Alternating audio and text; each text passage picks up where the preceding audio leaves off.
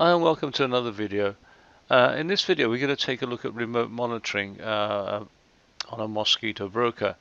Now generally when I'm testing I actually test by starting Mosquitto from the command line using the Mosquitto -c and a configuration file, and you can see here I'm in a remote broker here. I'm in a secure shell on my test broker, or sorry, I say test server, and I've got a folder called Mos, and I store my configuration files in here, my test configuration files. You can see I've got here, this one will start the broker using port 18884, and this one use WebSockets, and this one is obviously secure WebSockets, etc. Now I put my password files in here, and I store my database files in here, the persistent data files in here, and certificates and everything else in here while I'm testing. Once I'm happy with the testing, then I can move the files into the appropriate folders.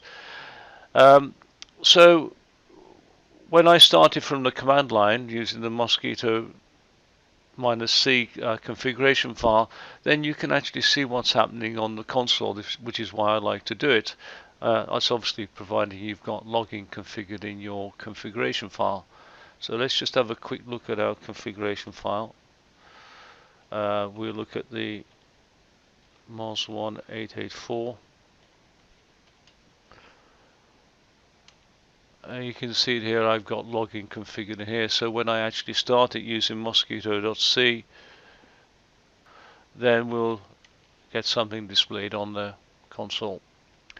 Now I use port 1884 because I've got Mosquitto running as a service in the background, and that's what we actually want to do. So we're actually going to look at basically a live broker running, and we're going to do that remotely.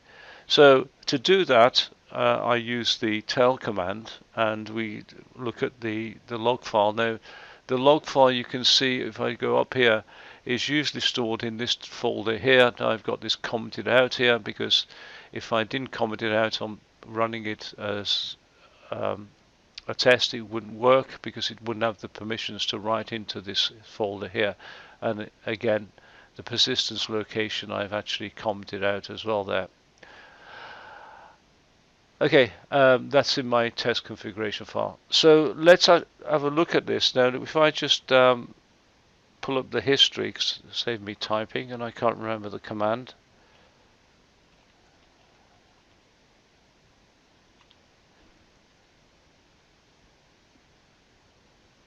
Sorry, wrong way around. History.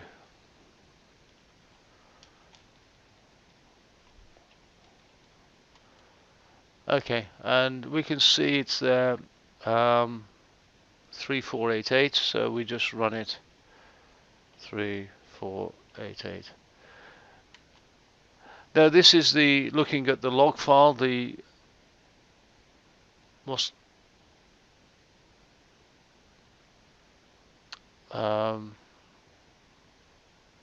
yeah, the log file here, sorry, there it is at the top in the Mosquitto folder here. And this should be updating. The -f option will actually update it, so when it changes we'll see updates on this. Now nothing's happening on this at the moment, so we'll have to make something happen and then we can actually see it. So I just go over to another terminal and actually just open a different connection to it. And you can see here then we started seeing something happen. So that's it. We're monitoring a live broker. Obviously it's a test broker, so not very much is happening on this. On a real broker we'd expect a bit more to be happening than what we're seeing here. But if you need to monitor a remote broker, that's the way to do it. Now obviously it assumes you're actually using the default locations. If you're not using the default locations, then you'll have to adjust your tail command. Okay, that's it for this video. If you like the video, then click on the like button. If you've got any comments, then please leave them below. And if you want to be notified of new videos, then you need to subscribe to the channel. Until next time, goodbye.